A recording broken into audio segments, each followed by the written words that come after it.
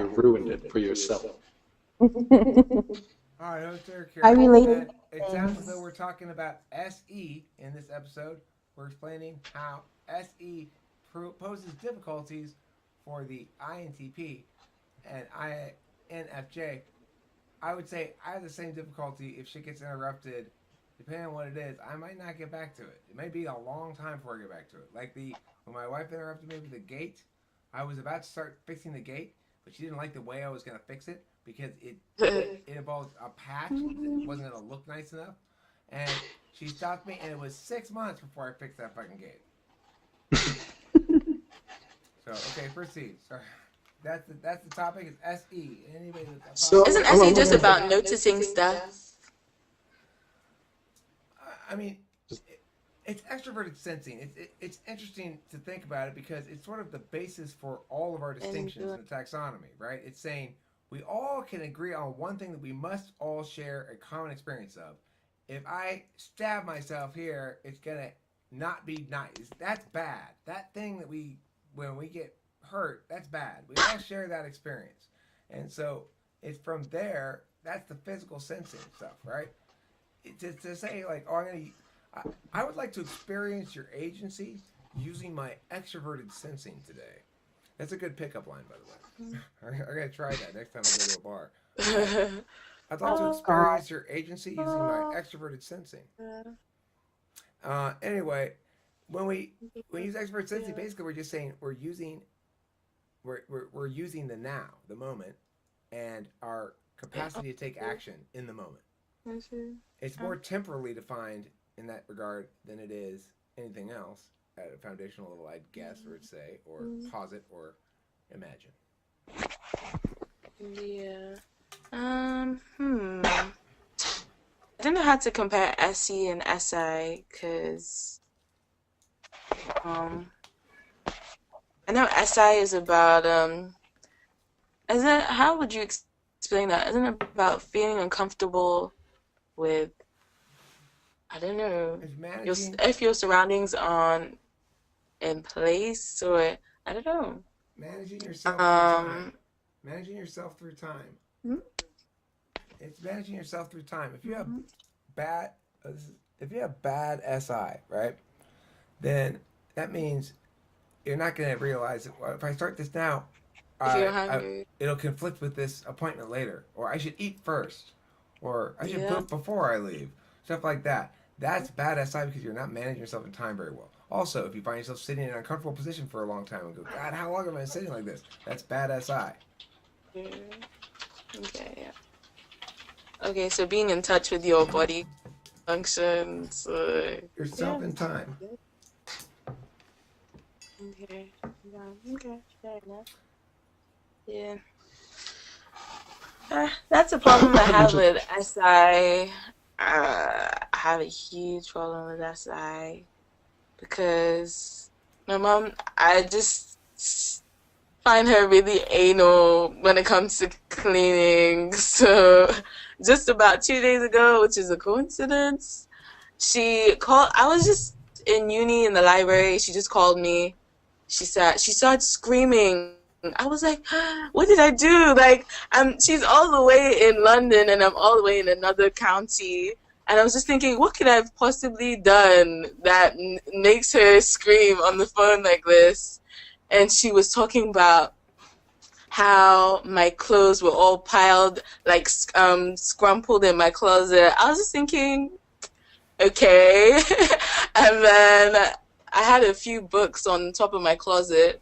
And it may have sort of gathered dust, but I don't see how that is a big deal. Like, she could have just cleaned the dust off.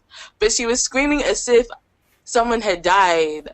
And I was just like, what is the problem? She was like, don't fucking put books on the shelf and not clear it. She's like, she was ranting. I too have an ESFJ mother, and I'd just like to say that I'm probably going to start an ESFJ recovery group for everyone who's had to experience that. Please do. Yeah, I was just like, what's the big deal? And then she went on she was mad because she went on from talking about messed up things in the closet to deconstructing my whole life, like just going in on my whole life. I was just like, what does this have to do with the clothes in the closet? Like, Yeah, but like yeah. just today, instead of my mom asking me for help with something, she put it into the words of, "Can you please physically help out in a tangible way?" So she put it, and You mean Oh, your metaphysical well wishing isn't good enough? But mom, I'm standing over here wishing you well. what physical? What does that even mean? I told her she reminds me of the interaction between the dude and Walter from The Big Lebowski. Like, my reaction to her is, damn it, Walter, why is everything such a travesty with you? It's pretty much how I feel like it is with her. She's like, oh, you know, something's something's laying around. It's the end of the world. Or at least that's how I over-exaggerate it.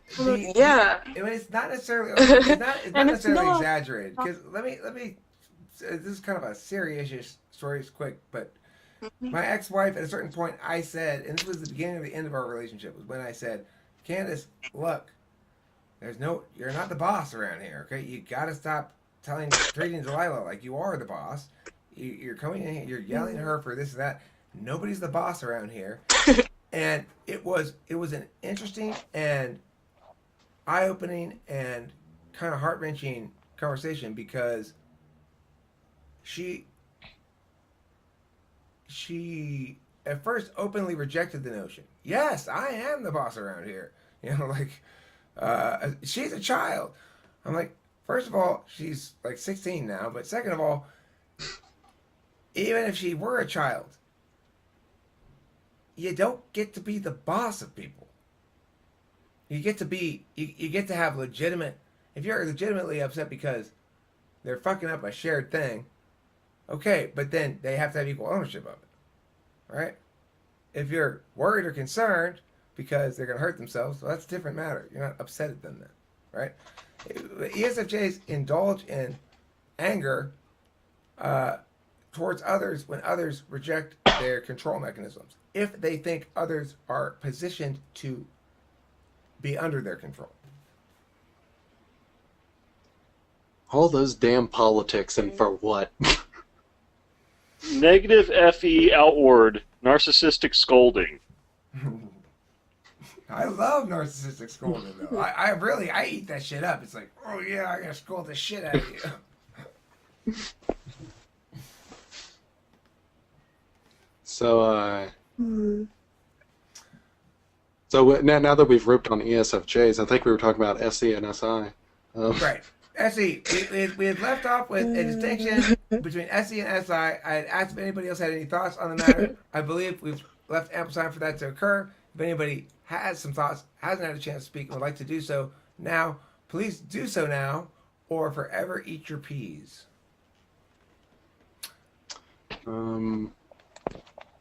Just trying to think with SE and SI. How do you think that would look? I don't know why do I keep on missing the messages. Hold on. I'm getting there. I know it takes me a minute, but I'm trying. I'm trying to think about how SE, because I mean, when the INFJs and the NTPs were relating to SE, we kind of sounded similar in our descriptions, but I'm wondering how it's different between, say, an INFJ who has it in that suggestive spot. At least I think it's suggestive. Suggestive, or is that one of them? How it would be different for an INFJ, whereas for like the NTPs where they have it in the superego. I'm wondering, even though we have similar... It's a difference between wanting help and being antagonistic towards it. If it's in your MBTI fourth slot, you want, seek, and will accept infinite help. Thank God somebody's helping me with this shit. If it's in your seventh slot, you say, why would I want help with that stupid fucking toxic garbage? Right. That's the difference. How I feel about FI. Yeah. Like, I know I'm shitty at SI. I wish I were good at it. I respect SI. I might know I'm shitty at FI, but it's a whole different matter. I don't want somebody to come over here and talk to me about my feelings for an hour. No, that sounds like fucking torture, right? I don't want to. Eric, tell me more about your feelings. Well, I'm feeling increasingly annoyed by this question. You know, but that's an interesting S and 7 and 4. So to continue the SE conversation and throw another prompt out to think about for SE. I want to go into a little bit the issue of why it is that sometimes it goes along. It's consistent with going along with the status quo, and other times it's associated with taking action, which would normally be thought of as changing the status quo. Any thoughts, Mega Bro? I'd like to hear your thoughts on this if you have any. If you're here still. I've seen that when like a crowd of people using SE, everyone will be doing their own behavior. And a crowd of people using SI will become synchronized and everyone will be doing the same thing. Okay, so then, so what you're saying is that when SE proceeds with the status quo, it's actually manifesting individuality within a status quo framework that doesn't afford much open system bucking.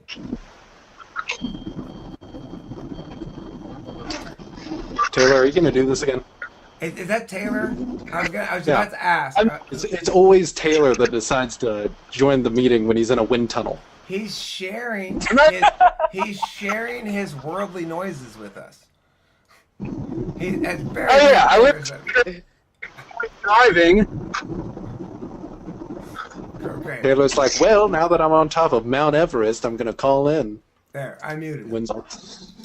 All right, so Perfect time.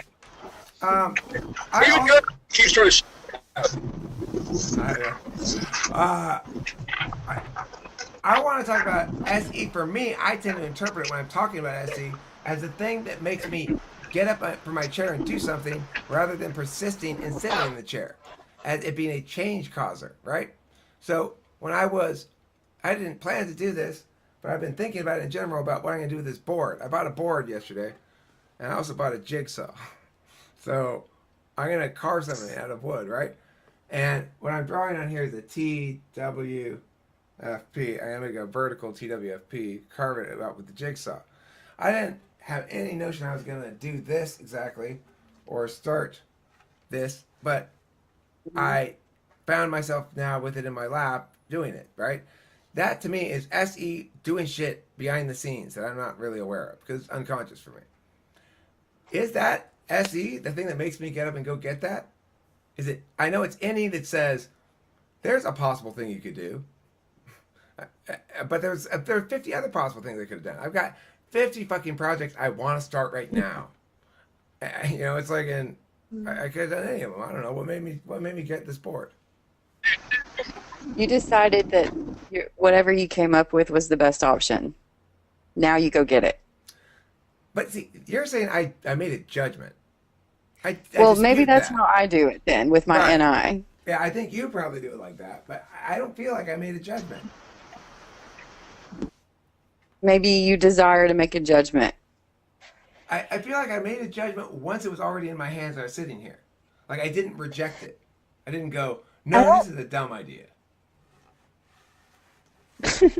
I don't think SE makes judgments, just the fact that it's a perceiving function. Right. I think having a metaphysical conversation about SE is contradictory to SE. But what I'm saying is the decision to take action is a judgment of sorts. Now, look, I concede that it's not a judging function. You're not using it to adjudicate things. Well, is SE the decision to take an action, or is it taking the action? See, I don't remember. I don't ever remember making a decision to take it. Do you remember saying like, "And now I shall rise from my chair," and then you say, "Good, now I shall consider the options." I'm saying we're observing Will the I action stride happen. that way or this way? Right. I've decided to stride this way, and then you walk. It doesn't work like that. Yeah, No, I but know you that, get up Eric. I was asking you because you didn't clarify. Maybe he didn't know how to clarify.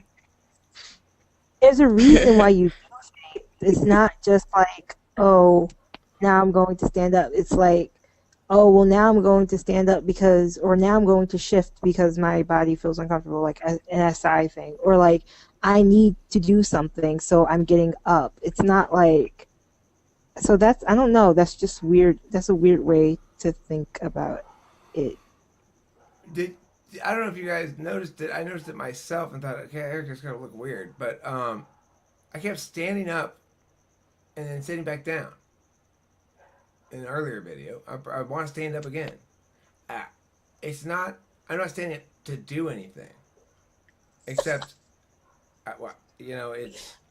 Am I still sitting? Am I still sitting? Or I don't even think that. I'm just standing all of a sudden, you know. But is it an anxious thing? Well, it's a You want to be more like Chad Crandall? Is what it is? It's a fiddly, yeah, right. He wants to be more like Chad. He wants to shoot video standing up with his back straight, and he wants to look straight at the camera and say different things. It's your 8th SE. You don't know what to do with yourself. You want to do something, but you have no clue. Right. That's what it is. And I'm supposed to turn to SI. And then I look, well, SI? And SI says something boring. I'm like, shh. We already did that. Do you think SI could turn and look at FI? I Turn and look. What are they sitting on a bus together? I think FI has gotten seats that are behind one pole, next to another pole, and just kitty corner of a dumpster. So like, there's only like maybe FE can kind of see the top of FI's hat. That's what I think. What? I have no idea what that analogy meant. It means how close are you to your function, right? So the reason polar is polar is because if you go down your stack, you go like this. What's my most likely first choice option? Well, what's the water I swim in? For you, it's SC. And then, okay, well, let's say my basic perceiving ground level function doesn't solve the problem itself. What do I do next? Well, let's see how I feel about it. Well, if that doesn't help, what do I do next?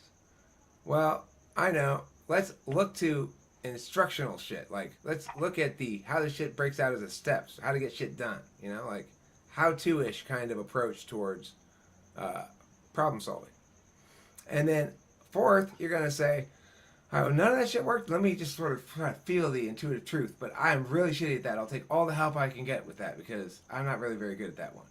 And then after that doesn't work, you're all fresh out of ideas, consciously. But unconsciously, according to MBTI anyway, you are then saying, okay, well, let me try SI. Let's see what I did before. Oh, that doesn't work either. Well, let me try FE. Let me see if I can get somebody else to help me or I can manage their perceptions. No, that doesn't work either. And then finally, you're like, all right, fine. Let me make sure it's internally consistent within my own head. As if that No, I matters. never say that. Never say that. Of course you never say it. Why the fuck would that matter? That shit is so fucking stupid. That's that kind of splitting hair shit that you guys do. I get so bored of it because it's so pointless. All you're doing is saying like, well, is this slight definition of a word, that slight definition of a word? Why you waste your time keeping that orderly in your own head is insane. So is that why she was cracking the whip on me? It wasn't that she was getting mad at the feeling. She was getting, she wasn't getting mad at my feelings. She was getting mad at the fact that I was analyzing stuff. She's like, knock that shit off, and no one likes that stuff.